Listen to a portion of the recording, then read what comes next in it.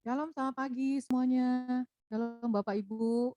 Hari ini kita mau ibadah walaupun dengan cara yang unik ya, dengan dari rumah ke rumah, tapi kita tetap semangat di dalam Tuhan. Kita mau memuji Tuhan lebih sungguh lagi. Mari sebelumnya kita mau berdoa terlebih dahulu. Terima kasih Tuhan buat pagi yang indah ini Tuhan.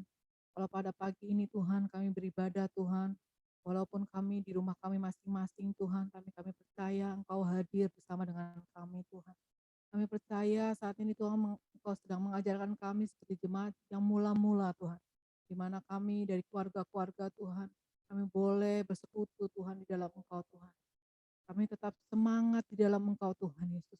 Kami tetap setia di dalam mengiring Engkau ya Bapa. Kami percaya Tuhan Kau ingin membangkitkan kembali cinta mula-mula kami kepadamu Tuhan. Kami untuk tetap berpegang erat dengan Engkau Tuhan Yesus. Apapun yang terjadi saat ini Tuhan, kami percaya Engkau punya rencana yang indah dalam hidup kami Tuhan Yesus. Dan pada saat ini Bapa, mari Engkau yang terus memberikan kekuatan bagi setiap kami Tuhan. Pada saat ini Tuhan, mari Tuhan Yesus Engkau menjamah setiap kami Tuhan. Oh, setiap keluarga-keluarga yang saat ini mau beribadah Tuhan, mari Engkau yang mempersiapkan kami Tuhan. Oh mari Tuhan, kami akan memberikan hati kami, jiwa kami, roh kami hanya kepadamu ya Bapa. Pada saat ini Tuhan, Kau yang memimpin ibadah kami Tuhan. Dari awal, pertengahan, sampai akhirnya Tuhan Yesus. Kami percaya Tuhan Kau mengurapi setiap kami Tuhan. Lebih lagi hamba-Mu yang akan membawakan firman Tuhan. Kau mengurapi, Kau pakai lidah bibirnya Tuhan. Agar memberikan yang terbaik bagi Engkau Tuhan. Kami percaya Tuhan firman-Mu boleh ada bagi setiap kami Tuhan Yesus. Dan pada saat ini Tuhan kami berdoa untuk Bapak Gembala kami dan keluarga Tuhan Yesus. Kau yang memberikan kesehatan, kekuatannya daripada Engkau ya Bapak. Mari Tuhan Kau lindungi Tuhan, menyertai dimanapun Bapak Gembala kami berada dan keluarga Tuhan Yesus. Kami juga serahkan Tuhan Yesus para staf pengembalaan Tuhan. Di kapuk maupun di dadap Tuhan Yesus, Engkau juga memberkati keluarga-keluarga ini Tuhan Yesus. Kau memberkati mereka agar mereka terus menjadi tiang-tiang bagi gereja. Terus mereka juga bekerja sama Tuhan, satu visi, menjalankan amanat agung-Mu ya Bapa. Bapak kami juga berdoa Tuhan Yesus untuk para aktivis pelayan Tuhan kami juga serahkan kepadamu Tuhan. Dan mereka juga terus semangat di dalam mengiring Engkau Tuhan. Di dalam melayani-Mu Tuhan. Api-Mu boleh terus ada bagi setiap kami Tuhan Yesus. Pada saat ini kami juga berdoa Tuhan Yesus buat para jemaat-Mu Tuhan. Mari Tuhan buat untuk yang kapuk maupun di dadap Tuhan. Kami serahkan ke dalam tangan-Mu ya Bapa. Mari Tuhan pada saat ini jemaat-Mu mungkin yang sedang sakit Tuhan Yesus. Mari Tuhan Yesus Engkau yang memberikan kesembuhan dengan darah-Mu ya Bapa. Engkau memberikan memulihkan. Oh pemulihan yang daripada Tuhan kami percaya Tuhan bagi setiap yang sakit Tuhan. Dan saat ini Tuhan kami sedang dalam masalah Tuhan Yesus. Kita dalam ekonomi, kita dalam apapun itu juga Tuhan. Mari Engkau yang memberikan jalan keluar bagi setiap kami. Engkau yang memberikan kekuatan yang baru, Engkau yang memberikan Tuhan Yesus urapan yang baru, minyak yang baru tercurah bagi setiap kami Tuhan. Sehingga kami tidak berputus asa Tuhan dan kami tidak pernah menyerah Bapa. Kami percaya masih ada harapan di dalam Engkau Tuhan Yesus. Mari Tuhan, Engkau yang terus memberikan kekuatan bagi jemaat-Mu di tempat ini Tuhan Yesus. Terima kasih Yesus, terima kasih Engkau adalah Allah kami yang baik Tuhan Yesus. Kami percaya, kami juga berdoa untuk bangsa dan negara kami Tuhan. Kami serahkan Tuhan para nakes, Tuhan kami serahkan ke dalam tangan-Mu Tuhan. Mereka yang bergerak di garda ke depan Tuhan Yesus. Engkau yang memberikan juga kesehatan, kekuatan yang daripada-Mu Tuhan. Oh kami percaya Tuhan pandemi yang terjadi atas bangsa dan negara kami akan terus menurun Tuhan. Kami percaya dari hari ke hari Tuhan, bangsa Indonesia bisa mengatasinya Tuhan Yesus. Kami mau bersama-sama Tuhan. Kami percaya Tuhan, kami berdoa Tuhan Yesus atas bangsa dan negara kami Tuhan. Kami percaya Tuhan, Kau akan memulihkan kembali ekonomi bangsa dan negara kami Tuhan. Bahkan kami bisa hidup berdampingan dengan pandemi ini Tuhan Yesus. Kami terus berjalan di dalam Engkau Bapa. Kami serahkan Bapak Jokowi ke dalam tangan-Mu juga Tuhan Yesus. Pemerintahan kami Tuhan Yesus. Oh mari Bapak, Engkau yang memberikan hikmat marifat buat Bapak Jokowi. Agar terus memimpin bangsa dan negara kami untuk semakin hari semakin baik Bapak. Terima kasih Yesus, terima kasih. Kami serahkan bangsa dan negara kami hanya di dalam nama Yesus. Dari pemerintahan yang tertinggi sampai yang terendah. Semuanya adalah untuk kemuliaan-Mu ya Bapa. Terima kasih Yesus, haleluya. Amin. Mari kita siapkan hati kita untuk memuji Tuhan. Apapun yang terjadi dalam hidup kita, apapun apapun yang terjadi, goncangan-goncangan yang terjadi dalam hidup kita akan tetap kuat di dalam Tuhan. Amin saudara. Mari kita mau berikan respon saudara, bahwa saudara ada di sini. Boleh angkat tangan, boleh tepuk tangan, boleh amin. Terima kasih, kayak kita mau semangat di dalam memuji Tuhan. Tuhanlah kekuatan dan mazmurku. Haleluya.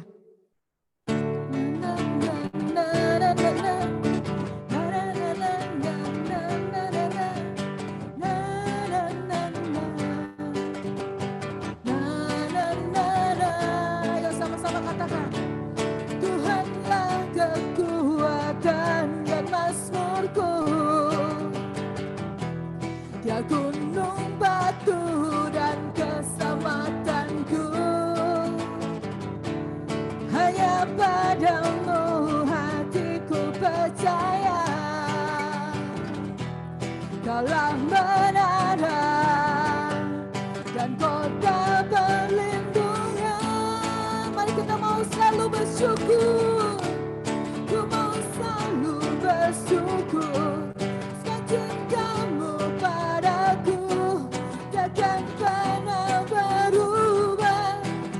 Hatiku percaya walau bumi bergoncang, gunung-gunung beranjak, namun kasih setiamu tak pergi dariku.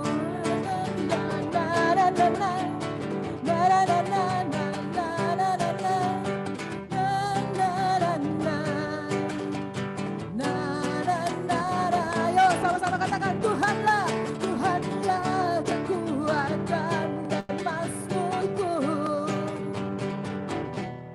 Dia gunung batu dan keselamatanku. Hanya padamu hatiku percaya. Kaulah menara dan kota perlindungan. Kami mau selalu bersyukur. Ku mau selalu bersyukur. Sebab cintamu padaku takkan pernah berubah. Hatiku percaya walau bumi bergoncang, gunung-gunung beranjak, namun kasih setiamu tak pergi dariku. Aku mau selalu bersyukur. Sebab cintamu padaku takkan pernah berubah. Hatiku percaya walau bumi bergoncang, gunung-gunung beranjak, namun kasih setiamu tak pergi dariku. Kasih setiamu tak pergi dariku. Kasih setiamu tak pergi dariku.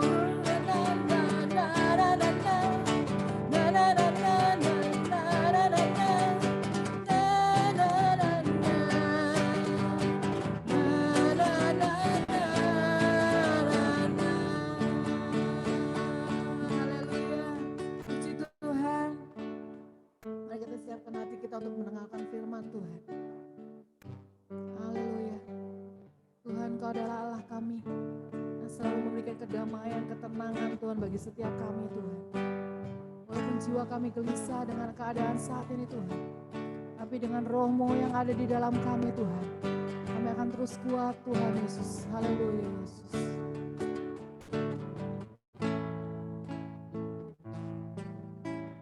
Roh-Mu yang hidup penuhiku, mengalir dalamku. Jiwaku tenang bersamamu dalam naungan-Mu. Ku buka hati, ku buka hati untuk jamaah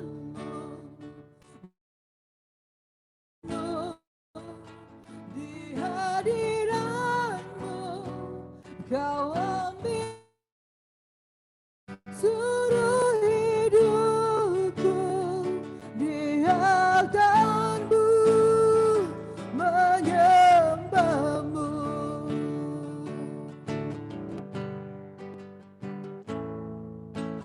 Rohmu yang kudus pulihkanku, Engkaulah damaiku.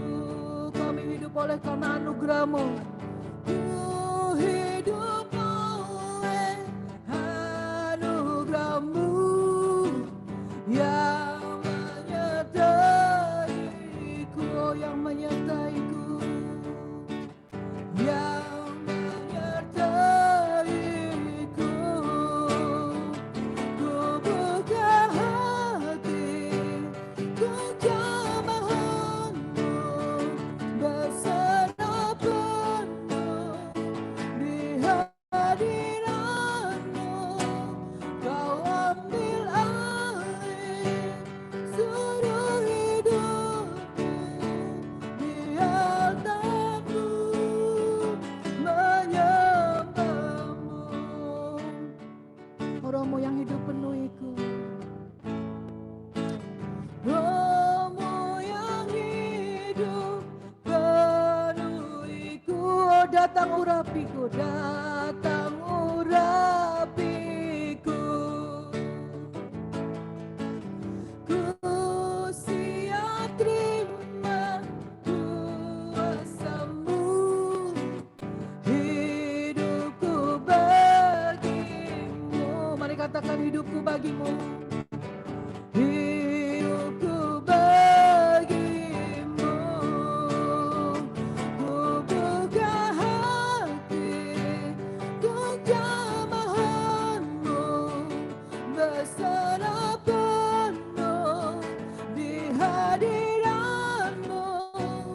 Kau ambil alih seluruh hidupku di altar-Mu menyembah-Mu. Aku buka hati untuk jamahan-Mu, berserah penuh di hadirat-Mu. Kau ambil alih seluruh hidupku di altar-Mu menyembah-Mu. Sekali lagi katakan, ku buka hati untuk jamahan-Mu, berserah penuh di hadirat-Mu.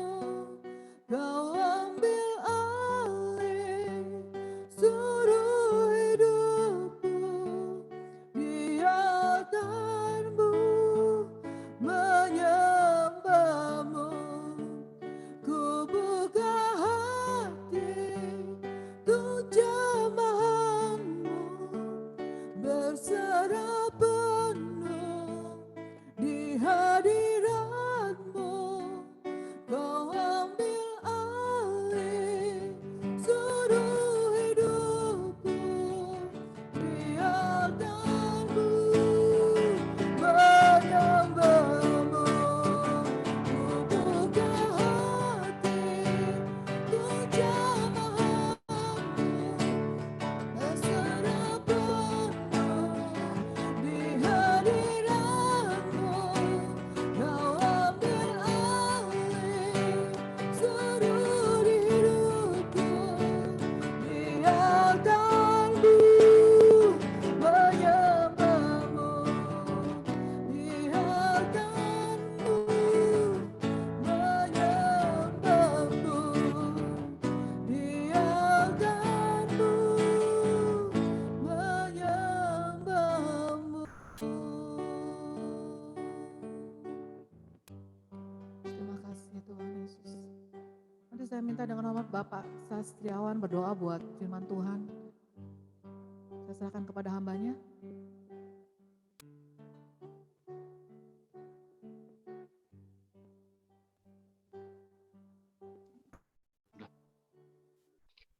Bapa di surga yang kami sembah di dalam nama Tuhan Yesus Kristus, segala puji syukur dan hormat kembali kami panjatkan kehadirat-Mu, di mana Engkau sudah memimpin menyertai kami sehingga kami bisa mengikuti ibadah ini dari awal sampai pada pertengahannya, di mana kami sudah menaikkan puji-pujian kami untuk kemuliaan bagi nama-Mu. Biarlah kiranya Engkau berkenan atas segala puji-pujian yang telah kami naikkan, dan biarlah puji-pujian itu menjadi kekuatan bagi kami, menjadi dasar bagi firman yang sebentar akan ditaburkan oleh hamba-Mu. Bapa di surga, kami serahkan hamba-Mu yang telah Kau persiapkan secara khusus untuk menyampaikan firman-Mu pada hari ini. Kau mengurapi secara khusus dengan kuasa-Mu, supaya apa yang keluar dari mulutnya merupakan firman yang berasal daripada Tuhan, yang akan menjadi kekuatan bagi seluruh sidang jemaat-Mu. Terima kasih Bapa di surga, di dalam nama Tuhan Yesus Kristus, kami siap menerima firman-Mu. Amin. Shalom Bapak Ibu semuanya. Ya, shalom, selamat pagi. Ya, senang sekali hari ini saya bisa melayani gitu ya sebagai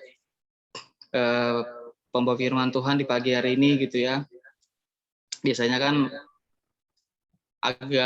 biasanya di mimbar nih biasanya auranya beda nih. Ini kali ini online gitu kan, kayaknya membawakan firman tuh agak gimana gitu. Nah, hari ini tema yang diberikan buat saya adalah tujuan dari penderitaan itu adalah untuk mendapatkan anugerah. Nah, tapi hari ini saya bawakan dengan judul yang berbeda. Sebentar, saya buka dulu.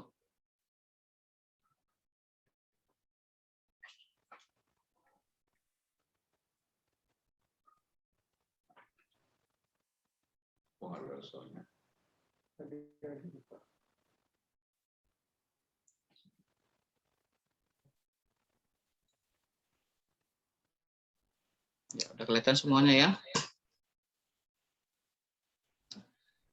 Judul yang hari ini saya bawakan adalah penderitaan adalah anugerah dalam tanda tanya.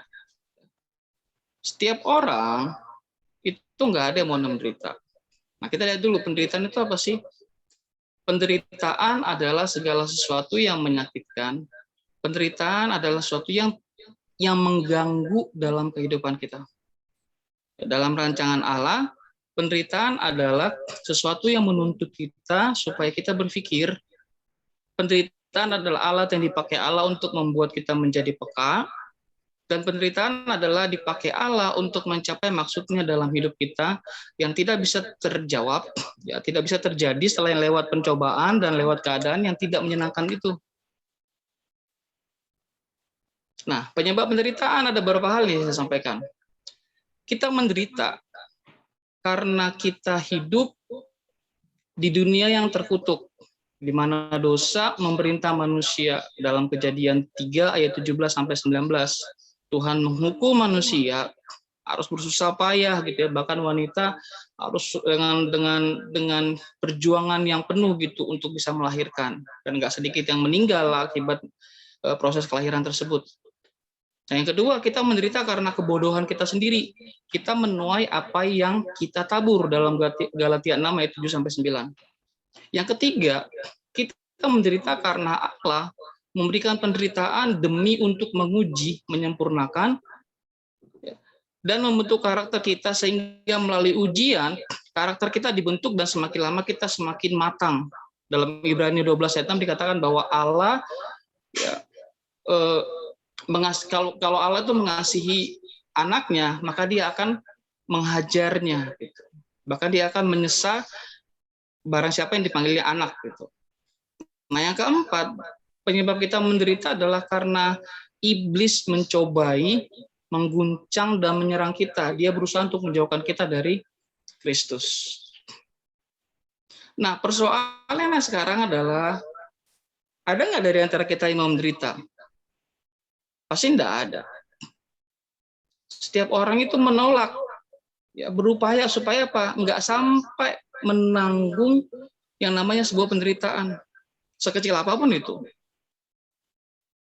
Penderitaan menjadi musuh modernisme hari ini, yang apalagi di zaman sekarang ini yang sangat mengagungkan diri dan kenikmatan hidup. Kita lihat sekarang bagaimana penemuan teknologi makin memudahkan manusia dalam kehidupan. Semua dibuat simple, mudah, dan menyenangkan. Nggak punya mobil, nggak punya motor, gampang. Tinggal ambil handphone, pesan dari Gojek atau Grab. Ada GoCar, ada GrabCar.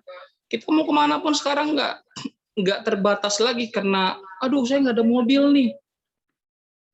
Kita lapar, tidak ada bahan makanan di kulkas. Saya lagi malas masak nih. Saya lagi malas belanja nih. Ada GoFood. Pesan burger Bangmor dengan promo-promo yang luar biasa, ya kan? Dengan sekejap sampai di rumah kita kenyang, ya kan?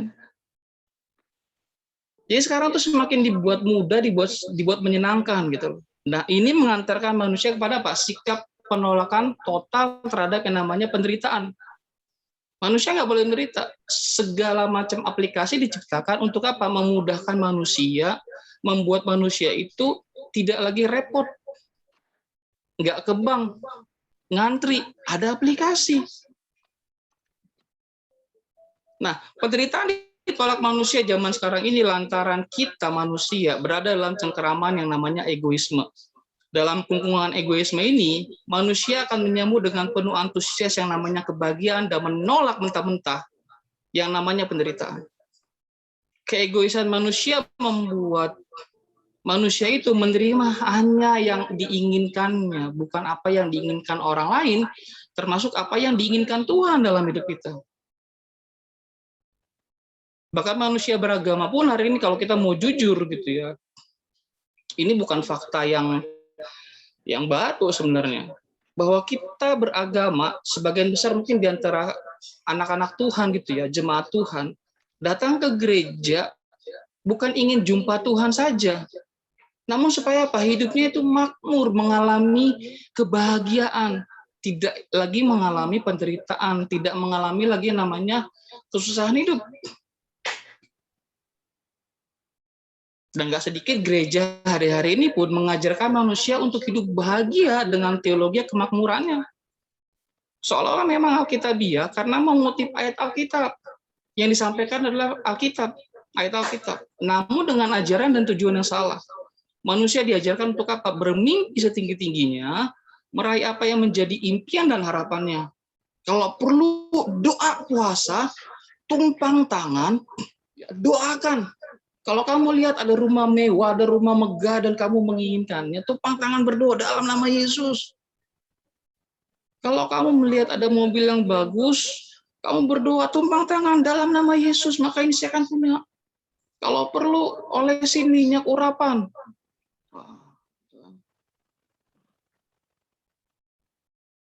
Supaya apa? Supaya keinginan tersebut terkabul. Semua hal. Nah, celakanya ketika hal tersebut tidak terkunjung terwujud, tidak terkunjung terkabul, ketika sakit penyakit tidak disembuhkan, ketika kondisi keuangan tidak semakin membaik, apa yang kita cita-citakan tidak terkabul, apa yang kita inginkan tidak terwujud, enggak sedikit dari kita diapain? Dijudge, dihakimi. Kamu berdosa, kamu harus bertobat. Jangan-jangan kamu pernah berbuat sesuatu yang melukai hati Tuhan. Hari ini kamu harus bertobat. Ya, saya pernah dengar hal ini gitu. Akhirnya apa? Dia pindah dari gereja tersebut, pindah ke yang baru gitu. Padahal orang tersebut adalah orang yang mati-matian untuk gereja tersebut. Hanya karena sesuatu hal, dia dihakimi hampir semua oleh jemaat gitu. Bahkan petinggi-petinggi gereja menghakimi mereka.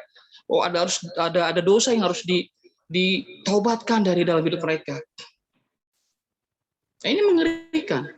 Bayangkan jikalau kita nggak mencapai apa yang kita harapkan, lalu sebagian besar jemaat menghakimi kita. Bukankah kita sebagai jemaat akan sakit hati, kecewa lalu meninggalkan Tuhan? Nah, untuk bisa mengerti penderitaan ini, kita harus lihat. Kita baca dalam Efesus 2 ayat 8 ini. Sebab karena anugerah, kamu diselamatkan oleh iman. Itu bukan hasil usahamu, tetapi pemberian Allah. Kenapa saya bawakan hal ini? Ya, untuk dapat mengerti penderitaan, kita harus balik lagi kepada salib Kristus, yaitu apa? Anugerah keselamatan. Ada sebuah idiom yang berkata begini, anugerah keselamatan Allah bagi manusia itu murah, tetapi bukan murahan. Anugerah keselamatan yang Allah berikan secara cuma-cuma kepada manusia merupakan pemberian yang gratis, free. Namun bukan berarti pemberian gratis tersebut tidak punya harga dan nilai. Anugerah keselamatan yang Allah berikan kepada manusia berdosa melalui karya salib Yesus justru menjadi pemberian yang sangat mahal karena kita nggak mampu beli. Hal ini menunjukkan pada suatu pemahaman bahwa karya keselamatan Allah memiliki harga yang sangat amat mahal, sangat amat tinggi. Dan karena begitu mahalnya, Allah beri kepada manusia free. Kamu nggak bisa bayar.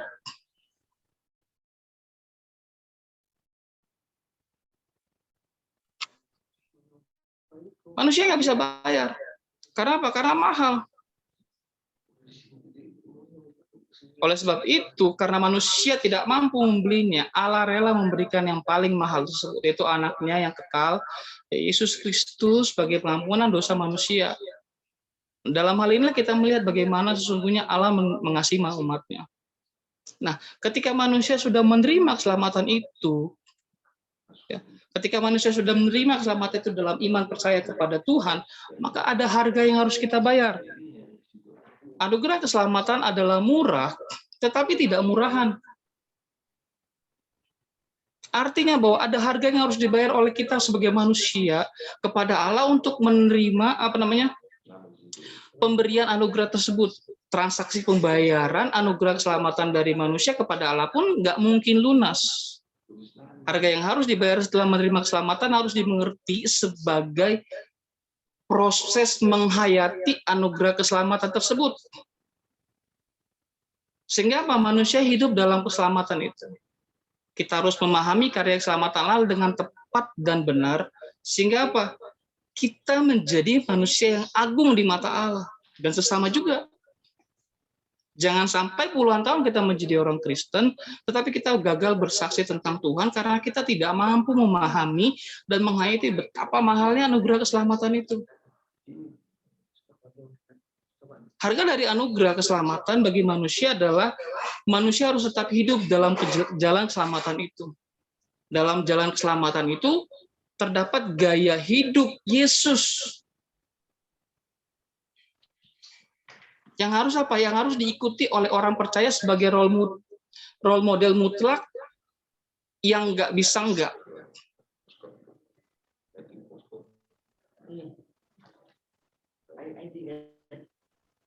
Ya. Gaya hidup Yesus adalah gaya hidup yang menderita bagi Allah. Dan inilah harga yang harus dibayar oleh kita orang percaya sebagai orang percaya setelah menerima keselamatan, yakni hidup dalam penderitaan. Harga yang harus dibayarkan oleh kita sebagai orang percaya setelah menerima keselamatan tadi adalah hidup dalam penderitaan. Nah, tadi pertanyaannya, siapa yang mau menderita? Ada yang mau menderita? Saya kan percaya satupun di antara kita nggak ada yang mau menderita. Nah, penolakan atas penderitaan ini dimungkinkan oleh semangat materialisme yang merasuki dunia pada saat ini. Takaran ukuran kebahagiaan itu diukur dari seberapa banyak harta yang kita miliki, seberapa tinggi strata sosial kita, seberapa tinggi jabatan kita pada sebuah posisi, baik di gereja, baik di pekerjaan, baik di keluarga. Kita kan sangat menderita kalau kita tidak memiliki uang yang cukup. Masa depan kita kan terasa suram ketika kita sudah di PHK, khususnya zaman sekarang nih, ya, zaman COVID. Tadinya nggak ada alasan mungkin buat si bos memecat kita, tapi sekarang ada alasan buat bos memecat kita. Sorry ya, lagi COVID begini, keadaan bagaimana, kita pengurangan karyawan ya, kamu di PHK. Nah, kalau sebelumnya kita sungguh-sungguh mencintai Tuhan, nah ketika hal ini terjadi, bukankah kita tersentak, kita kaget dan bertanya lantang sama Tuhan, Tuhan, di mana Engkau? kok begini keadaan saya? Bukankah saya sudah A, B, C, D, E, F, G sampai Z? Nah, kita menolak realitas. Sifat egois membuat kita mencintai diri sendiri lebih dari segalanya, sehingga kita tidak lagi punya ruang, ya, kita tidak lagi memiliki sisa cinta untuk orang lain, bahkan untuk Tuhan sekalipun sebagai sumber cinta. Egoisme yang bercokol dalam diri kita, dalam hati kita, membuat penderitaan menjadi musuh yang harus dienyahkan. Penderitaan harus dibuang jauh-jauh dari hidup kita dalam tempo yang sesingkat-singkatnya sebelum dia menggoncang, menggoyang kenyamanan dalam kehidupan kita. Rasul Paulus dalam perjalanan hidupnya memahami bahwa anugerah keselamatan yang Allah berikan kepadanya melalui iman kepada Yesus harus ditempuh dengan penderitaan. Dalam Filipi 1 ayat 29, sebab kamu dikaruniakan bukan saja untuk percaya kepada Kristus, melainkan juga untuk menderita untuk Dia.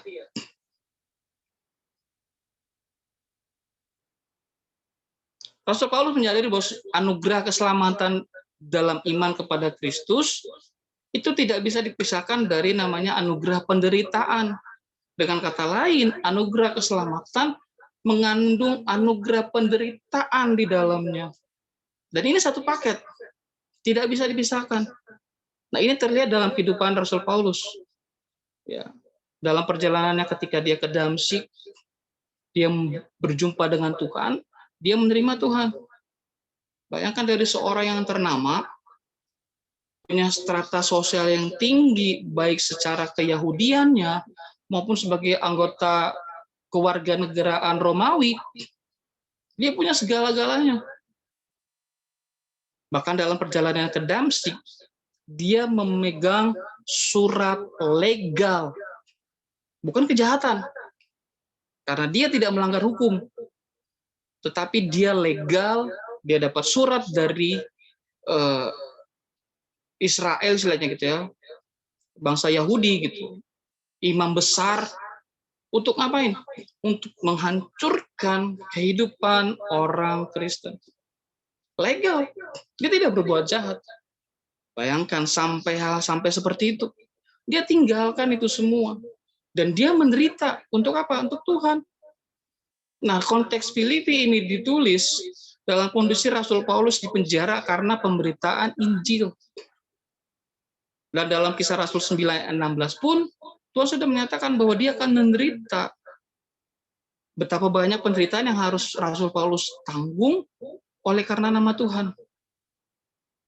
Rasul Paulus menerima anugerah keselamatan Allah, berarti ia dipilih menjadi alat kerajaan Allah, namun ia pun juga harus menderita sebagai konsekuensi pilihan Allah atas hidupnya. Nah, kita memang hidup. Ya, kita memang hidup di tengah dunia yang penuh dengan penderitaan. Namun kita tidak boleh mengadopsi, apalagi menghayati semangat penolakan atas penderitaan tersebut. Sebab dalam Filipi 1 tadi dikatakan bahwa sebab kamu dikaruniakan bukan saja untuk percaya kepada Kristus, melainkan juga untuk menderita untuk Dia dalam pergumulan yang sama seperti yang dahulu kamu lihat padaku dan sekarang kamu dengar tentang aku. Lalu bagaimana dikatakan bahwa penderitaan ya, menerima anugerah gitu loh. Menderita kita mendapat anugerah. Bukankah seharusnya kita beragama, apalagi Tuhan yang kita sembah, Tuhan alam semesta alam, Tuhan yang keren, Tuhan yang bisa hidup setelah disalibkan, mati gitu kan. Ya kok saya harus menjadi seorang Kristen hidup menderita? Mana katanya itu anugerah? Nggak masuk akal. Kontradiksi sekali. Di mana di saat semua agama berlomba-lomba mengajarkan bahwa manusia akan hidup bahagia, ya, hidup kaya, hidup makmur. Kok kali ini kekristenan mengajarkan kita bahwa penderitaan itu adalah anugerah. Oh, ini kayaknya nggak nyambung dengan hidup saya. Kayaknya saya nggak cocok untuk menjadi seorang Kristen. Karena saya nggak mau menjadi orang yang menderita. Saya mau hidup bahagia kok. Saya mau punya harta yang banyak, saya mau punya jabatan yang tinggi, saya mau punya segala-galanya. Saya nggak mau menderita. Saya nggak mau menjadi seorang Kristen lah kalau begitu. Nah, kontradiksi ini baru bisa kita terima dan kita mengerti kalau kita percaya kepada Kristus dan menerimanya sebagai Tuhan dan Juru Selamat dengan sungguh-sungguh, bukan setengah-setengah. Kita harus punya kesadaran utuh pada waktu kita menerima salibnya. Kita harus mempunyai tanda tangan kontrak, mengikuti dan berjalan pada jalannya. Kita nggak bisa bilang kita menjadi seorang Kristen, Tuhan saya menerima Engkau sebagai Tuhan dan Juru Selamatku, tapi sorry penderitaan bukan bagianku ya. Itu bagian si A saja. Tuhan saya mau menerima Engkau sebagai Tuhanku. Aku mau menjadi seorang Kristen yang saleh. Aku mau menjadi Kristen yang taat sama Tuhan. Seberapa besar pun persembahan akan aku berikan. Gereja butuh apa akan aku berikan. Tapi sorry Tuhan, penderitaan bukan bagianku. Penderitaan buat si B aja ya Tuhan. Saya mau keluarga saya hidup bahagia, kesehatan saya terjamin, masa depan saya terjamin, masa depan anak-anak saya terjamin. Sakit penyakit nggak boleh ada dalam hidupku Tuhan. Saya rela deh memberikan apa saja buat Tuhan. Tapi sorry Tuhan, saya nggak mau terima yang namanya penderitaan. Ini nggak bisa setengah-setengah. Nggak bisa sepotong-sepotong. Kita harus mengikuti Tuhan secara total dan utuh. Ketika Tuhan memberikan kita bekal dalam perjalanan hidup kita, kita harus mensyukurinya. Dan ketika Dia meminta kita untuk berlenggang dalam kehidupan kita tanpa bekal, kita pun nggak boleh kecewa. Ada orang yang hidupnya kita lihat sebagai seorang Kristen gitu ya, penuh dengan kebahagiaan, kayaknya cepat banget naik jabatan, gajinya tinggi, dia bisa punya ini, dia bisa punya itu, anak istri segala macam bahagia, bisa kayaknya terjamin banget deh gitu ya. Kita harus bersyukur. Tidak boleh sombong karena itu adalah anugerah Tuhan. Tetapi kalaupun kita berjalan tidak dengan bekal seperti itu, kita harus mengucap syukur sama Tuhan. Kita mengajarkan kita mengucap syukurlah dalam segala hal. Kita nggak boleh kecewa karena masing-masing ada bagiannya. Bahkan ketika Tuhan mengambil apa yang paling kita sayangi pun, kita harus tetap bersyukur sama Tuhan. Karena itu adalah kedaulatan Tuhan. Nah, sikap demikian akan kita miliki kalau kita punya iman.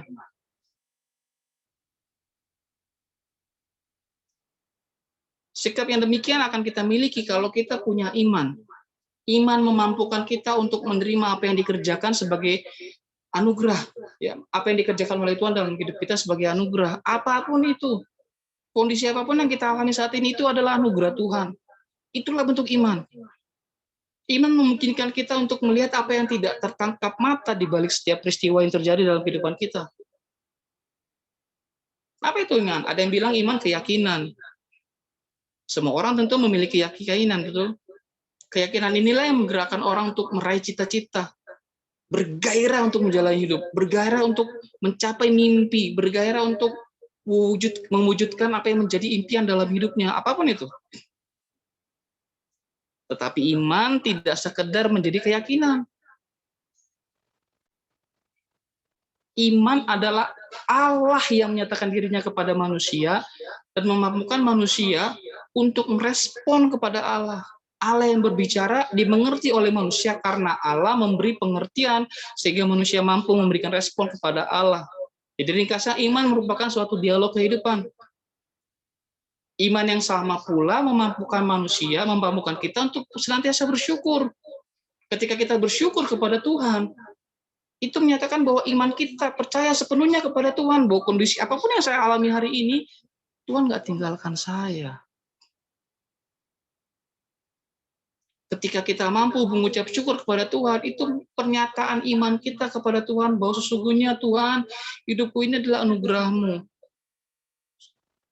Sepahit apapun hidupku, seburuk apapun hidupku hari ini, semengerikan apapun hidupku hari ini, itu semua adalah anugerah-Mu dalam hidupku.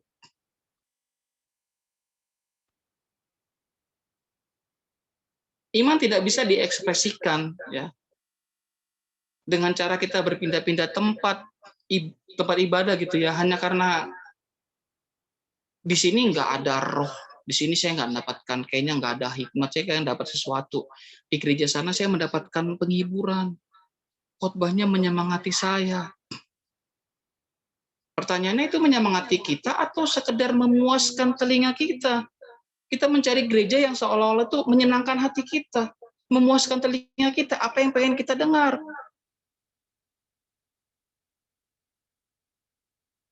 Padahal kalau kita keluar dari tempat ibadah, kita masih merasakan yang namanya beban. Masalah kita nggak selesai kok.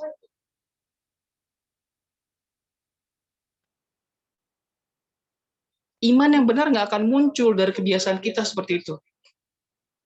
Iman nggak akan muncul dari kebiasaan kita mencari ekstasi, ya, rohani dan kenikmatan semu. Mencari di mana gereja yang kayaknya, wow, kayaknya saya berasa di sini ada hadirat Tuhan. Saya masuk pintu gerbang aja kayak saya udah merinding.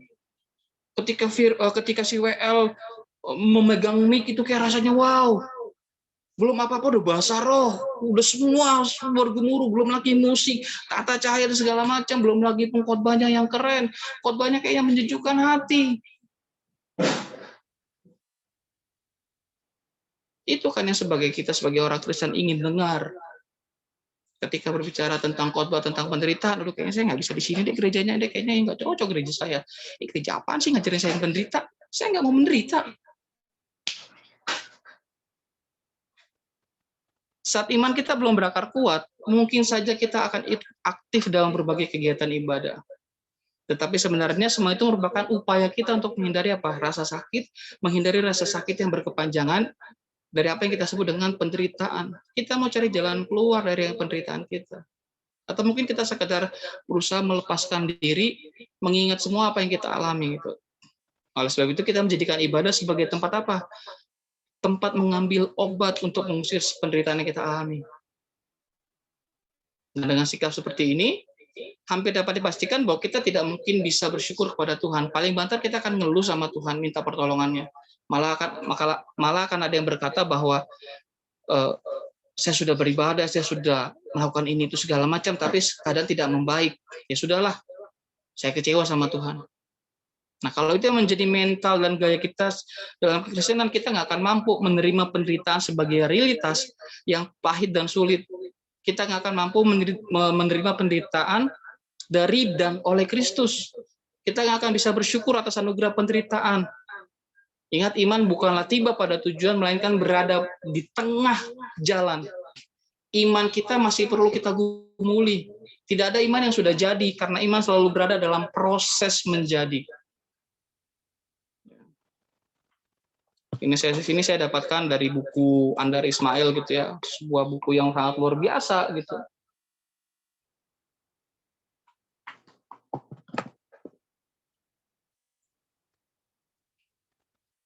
Nah, dengan demikian, ketika kita memahami bahwa penderitaan itu adalah anugerah dari Allah, penderitaan itu bagian dari anugerah keselamatan, penderitaan itu adalah bagian dari iman percaya Kristus. Nah, penderitaan di sini harus kita pahami, ya, harus kita pandang sebagai ujian hidup, bukan cobaan hidup.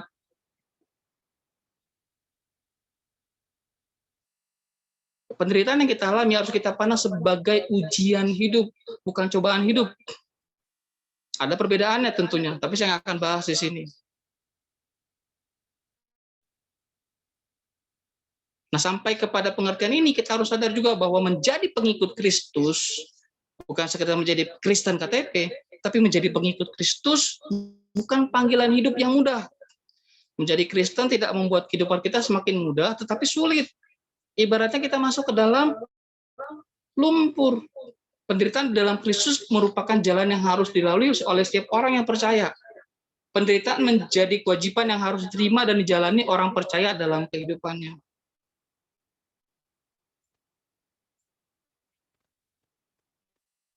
Bagian terakhir, Rasul Paulus mengatakan bahwa sebab untuk itulah kamu dipanggil, ya, untuk itulah kita dipanggil, karena Kristus pun telah menderita untuk kita, untuk kamu, dan telah meninggalkan teladan bagi kita, bagimu, supaya kamu mengikuti jejaknya. Dalam 1 Petrus 2 ayat 21. Teladan apa yang Yesus tinggalkan? Itu tadi penderitaannya. Yesus sudah menderita demi keselamatan kita, dan kita pun juga harus menderita bagi Dia sebagai wujud pernyataan sah menerima status sebagai anak-anak Allah. Anak-anak Allah harus mempunyai gaya hidup seperti Allah dalam gambaran Yesus. Kalau kita hanya ingin senang-senang dalam dunia ini, berarti kita bukan orang Kristen. Kita Kristen KTP. Nah, kalau gereja diisi orang-orang yang Kristen, yang model Kristen KTP, ini repot. Nggak mau diubahkan, gitu ya. Ya, gereja jadi rusak. Penderitaan yang kita alami sebagai anak Tuhan berasal dari dalam dan luar diri. Dari luar seperti misalkan penolakan atau perbedaan sikap oleh orang di sekitar. Ya, penghambatan ibadah oleh organisasi tertentu. Itu penderitaan yang kita alami dari luar. Ini pun kalau kita bahas panjang tentunya. Nah, penderitaan dari dalam seperti apa? Mematikan keinginan daging dan hasrat yang bertentangan dengan firman Allah. Dengan demikian, penderitaan adalah anugerah Allah. Untuk maksudnya kita diajak untuk tidak ikut menderita dalam dunia.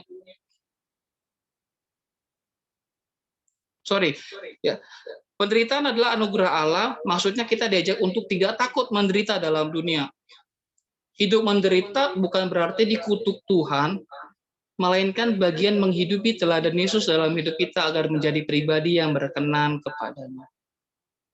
Jadi kalau hari ini kita mengalami penderitaan apapun itu, mungkin kita merasa dikucilkan di tengah keluarga, mungkin kita mengalami sakit penyakit, mungkin kita mengalami kayaknya ekonomi sulit, pekerjaan sulit, mencari uang hari ini kayaknya susah banget, setengah mati. Ada beberapa temannya update status gitu kan, PPKM lagi, hancur lama-lama. Kenapa? Karena sulit. Itu bukan kutukan Allah.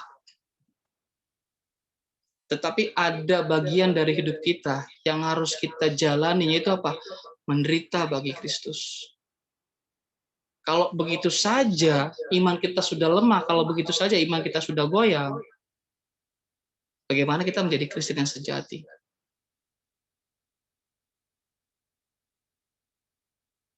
Kalau kita mau baca dalam Alkitab, Tuhan Yesus dengan jelas mengatakan, ya, kalau nama kita tertulis pada pedang, kita akan mati oleh pedang. Kita harus memikul salib. Kita saksikan, kita lihat ya, mungkin ada yang udah baca-baca bukunya bagaimana sejarah martir kekristenan gitu ya. Orang Kristen itu hidupnya nggak enak, nggak nyaman. Ada yang harus dipenggal, ada yang harus dibakar hidup-hidup, ada yang harus diseret, ada yang harus ini itu segala macam. Bahkan dari Indonesia ada yang sudah lehernya udah mungkin sudah berapa 75% gitu ya, putus gitu ya. Tapi oleh anugerah Tuhan, Tuhan selamatkan dia, Tuhan hidupkan dia menjadi saksi bagi Kristus hari ini. Kita nggak ngalamin itu. Kita hanya mengalami yang namanya penderitaan hidup, bukan penderitaan iman. Kita tidak sedang ditaruh pedang di leher kita untuk meninggalkan Yesus atau tetap percaya kepada Kristus. Kita masih sekedar keuangan sulit, ekonomi susah, masa depan kayaknya nggak ada jaminan, nggak ada harapan. Kalau sampai hal seperti itu saja sudah membuat kita kayaknya meninggalkan Tuhan, kita harus periksa, kita harus cross check iman kita, apakah kita percaya kepada Kristus dengan sungguh-sungguh. Bukan berarti saya menolak yang namanya teologi kemakmuran, tidak. Mazmur mengajarkan kita apa saja yang diperbuatnya akan berhasil. Kalau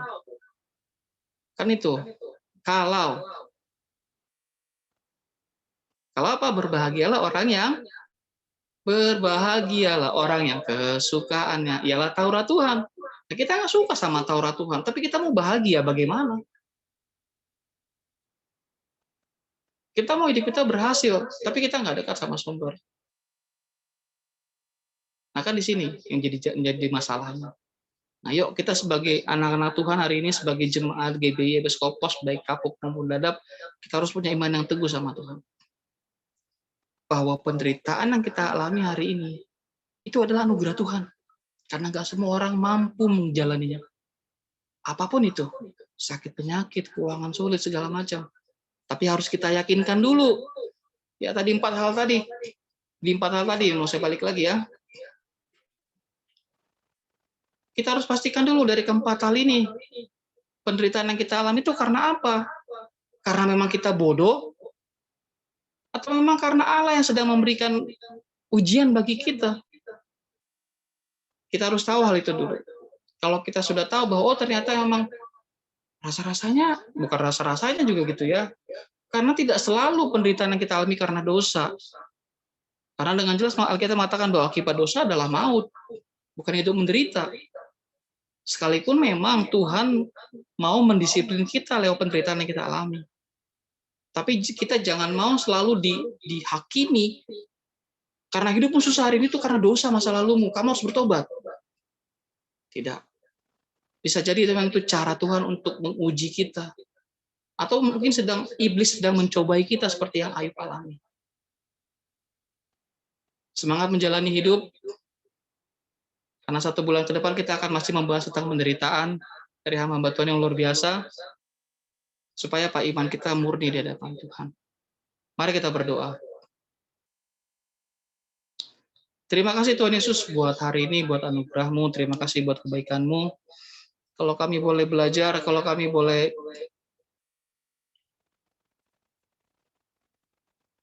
memahami bagaimana penderitaan dalam hidup kami adalah sebagai bentuk anugerah dari Tuhan. Tuhan, mampukan kami untuk menjalani hidup kami, mampukan kami untuk menjalani melalui kehidupan kami, Tuhan, dengan baik. Kalau memang ada dosa yang kami lakukan, yang membuat hari ini kami mengalami penderitaan, ampuni kami, Tuhan. Ya Roh Kudus-Mu menuntun kami untuk dapat mengubahkan seluruh kehidupan kami, meninggalkan dosa-dosa kami, meninggalkan masa lalu kami, Tuhan. Kalau memang ini karena rencana Tuhan dalam kehidupan kami, mampukan kami Tuhan, berikan kami kekuatan, karena kami tahu bahwa Tuhan nggak akan pernah tinggalkan kami memang.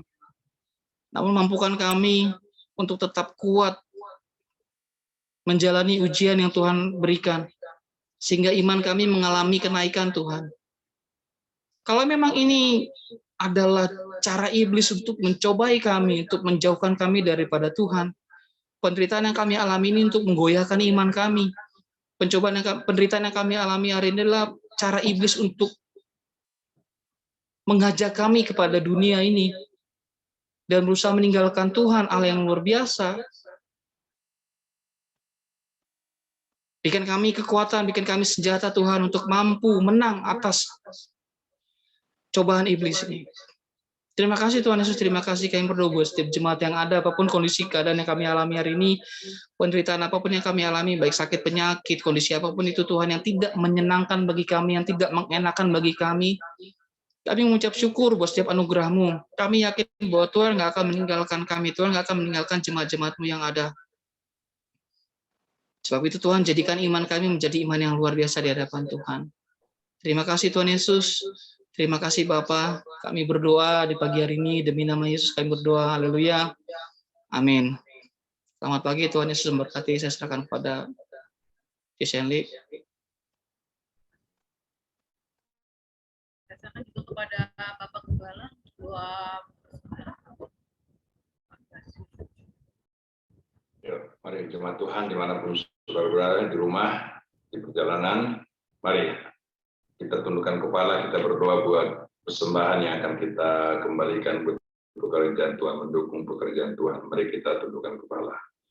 Terima kasih Bapa buat pagi hari ini, kami boleh beribadah kepada Tuhan, kami boleh merenungkan sebagian dari firman-Mu, kami diajar oleh firman-Mu, untuk kami boleh menerima penderitaan oleh karena nama-Mu, sehingga kami boleh layak untuk menerima anugerah-Mu. Terima kasih buat hamba-Mu yang telah menyampaikan kepada firman Allah, firman-Mu. Tuhan pakai lebih dahsyat lagi ke depan, pewahyuan, terobosan-terobosan baru akan terjadi lewat hidupnya, lewat rumah tangga keluarganya, lewat usaha pekerjaannya. Nama Tuhan diagungkan dan dimuliakan. Saat ini kami datang dengan membawa persembahan-persembahan yang akan kami kembalikan buat pekerjaan-Mu. Sebagian dari berkat-berkat yang Tuhan telah percayakan untuk kami kelola, Berapapun nilai yang kami bawa di hadapan-Mu yang dapat kami kembalikan, persembahan kolektor, persembahan, perpuluhan, persembahan, pembangunan gereja-Mu, bahkan persembahan ucapan syukur lainnya, kami bawa dengan penuh sukacita di tengah-tengah gereja-Mu. Terimalah menjadi persembahan yang berbau harum di hadapan Allah, yang dapat dipergunakan buat pertumbuhan perkembangan pekerjaan Tuhan pada umumnya, gereja-Mu khususnya. Hamba berdoa buat setiap jemaat, dimanapun mereka berada, apapun kondisi mereka Tuhan, jaga dilindungi mereka Tuhan, tangan-tangan jahil, rencana-rencana orang jahat, niat-niat orang tidak benar, kuasa-kuasa gelap, penguasa-penguasa udara, iblis setan, binatang-binatang liar, belalang-belalang pelahat, kami tolak, kami patahkan dalam nama Yesus. Roh Kudus, Allah sendiri akan terus memberkati umat-Mu. Hamba berdoa buat anak-Mu yang belum mendapatkan pekerjaan, mungkin karena di PHK, oleh karena kondisi situasi yang terjadi di tengah-tengah bangsa negara kami. Allah akan membukakan terobosan baru bagi mereka untuk mendapatkan pekerjaan dan berkat-Mu mengalir. Hamba juga berdoa buat anak-Mu yang mengalami usahanya, mengalami pergumulan, bangkitkan semangat mereka, terjadi terobosan baru, berkat-Mu mengalir, semakin banyak pula orang diberkati di usaha itu. Hamba berdoa buat anak muda-Mu yang membutuhkan teman hidup. Engkau menciptakan manusia satu jodoh adanya, itu laki-laki dan perempuan. Maka hamba percaya mereka telah akan mendapatkan teman hidup yang sepadan dengan mereka. Hamba berdoa buat keluarga-keluarga yang menantikan buah kasih sayang dari hasil pernikahannya, karena Engkau yang membukakan memberkati rahim Sarah, Engkau juga membukakan memberkati rahim Hana, Engkau juga membukakan rahim Elizabeth, maka Engkau juga akan memberkati pernikahan mereka. Hamba berdoa buat anak muda-Mu yang masih studi sebagai mahasiswa-mahasiswi, sebagai pelajar-pelajar, buat mereka berhasil. Saat ini kami tundukkan kepala, kami bersatu hati, sepakat mendoakan teman-teman kami, jemaat-Mu yang mengalami sakit penyakit. Apapun penderitaan mereka rasakan, sekalipun mereka mungkin sedang diopnam, diisolasi secara mandiri atau isolasi di rumah sakit, tangan Allah menopang, kekuatan Allah menyertai. Pulihkan mereka Tuhan, tumpangkan tangan-Mu di atas kehidupan mereka, sehingga mereka boleh pulih dan sembuh, kuat untuk kemudian bagi nama Bapa di sorga.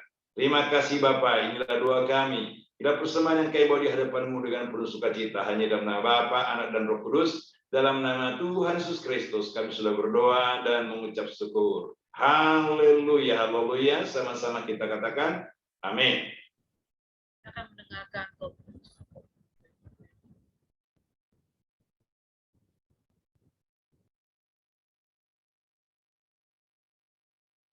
Shalom jemaat Tuhan, berikut adalah IFC News minggu ini. Bagi jemaat IFC Fitara yang ingin membayar iuran nikasi, dapat menghubungi Ibu Nami atau mentransfer via BCA dengan rekening 8810-208-512 atas nama Sri Wagiati Utami. Kirimkan bukti transfer via WhatsApp ke nomor 0858 1024 7728. Bagi jemaat IFC Kapuk yang ingin membayar iuran nikasi, dapat menghubungi Ibu Linda Sastriawan atau mengirimkannya ke rekening BCA dengan nomor 277 009 2259 atas nama Sastriawan Halim. Kirimkan bukti transfer via WhatsApp ke nomor 0812 8911 651. Bagi jemaat yang ingin memberikan persembahan, dapat mentransfernya ke rekening BCA dengan nomor 228 010 7487 atas nama GBI IFC Kas Umum. Bagi jemaat yang ingin memberikan perpuluhan, dapat dilakukan dengan mentransfer ke salah satu rekening BCA 2280107495 atas nama GBI IFC atau rekening BRI dengan nomor 1127 01 000 390 303 atas nama GBI Episkopos Family.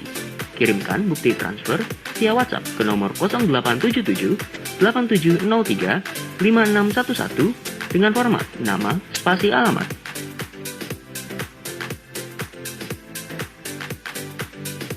Bagi jemaat yang ingin memberikan bantuan dana untuk penyelesaian dokumen dan pengembangan gereja, dapat memberikannya ke rekening BCA atas nomor 2280 1085 09 atas nama GBI IFC PI Misi. Berikut adalah laporan informasi dana yang telah terkumpul melalui transfer rekening GBI IFC PI Misi.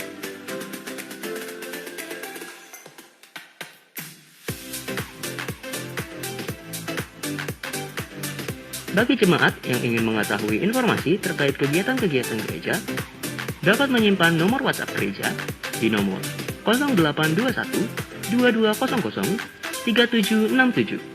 Para jemaat mohon menginformasikan data diri jemaat ke nomor yang tertera. Bagi jemaat Tuhan atau keluarga yang terpapar COVID-19, harap memberikan informasi kepada Satgas COVID GBI IFC di nomor 0812 3170 8032 atau 0815 1087 9519. Bagi jemaat Tuhan yang ingin memberikan bantuan dana kepada jemaat yang terpapar COVID-19, dapat mentransfernya ke rekening BCA di nomor 228 010 7495 dan kirimkan bukti transfer via WhatsApp ke nomor 0821 2200 3767 dan 0877 8703 5611. Berikut adalah laporan dana bantuan COVID-19 sampai dengan minggu ini.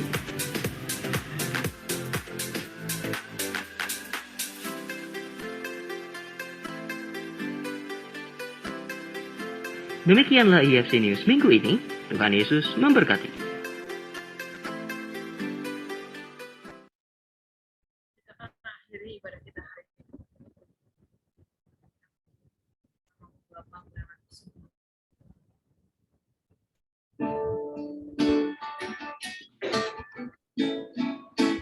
Bersamamu Bapa,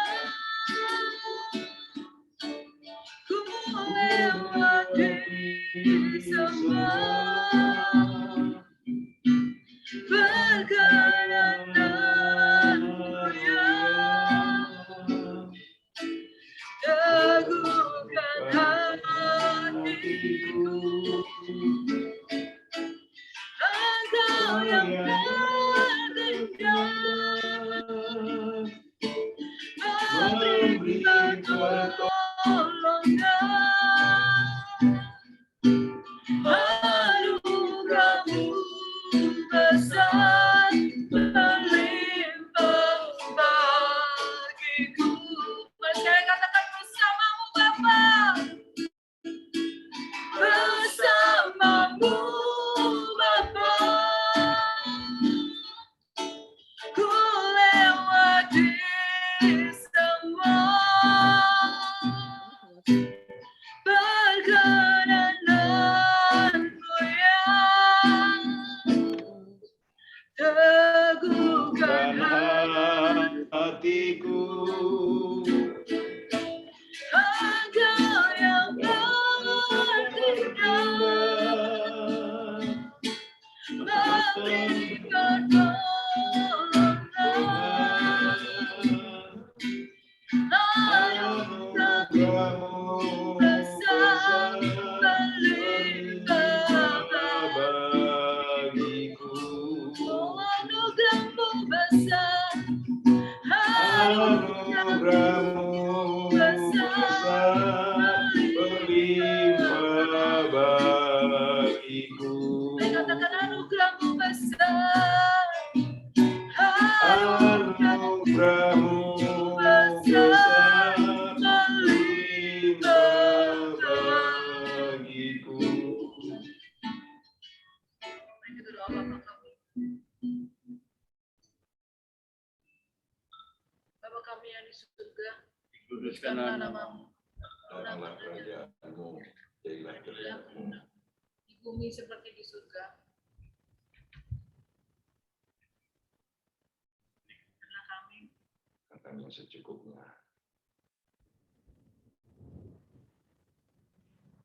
dan ampunilah kami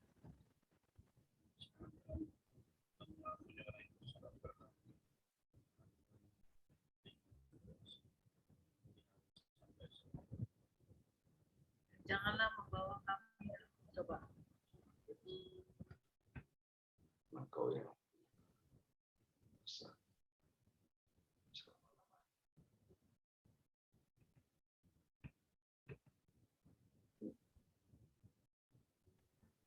Mari jemaat Tuhan, buka hatimu, kedangkan tanganmu, terimalah berkat-berkat Allah. Jemaat yang Tuhan kasihi, terimalah kasih anugerah, berkat dan rahmat keselamatan dari Allah Bapa, damai sejahtera dan sukacita dari Yesus Kristus, serta persekutuan dan karunia Roh Kudus menyertai saudara-saudara saat pagi hari ini sampai Maranatha, Tuhan Yesus datang kedua kali. Di dalam nama Tuhan Yesus Kristus kami sudah berdoa dan mengucap syukur. Haleluya, haleluya. Semua kita yang diberkati Tuhan mengatakan amin.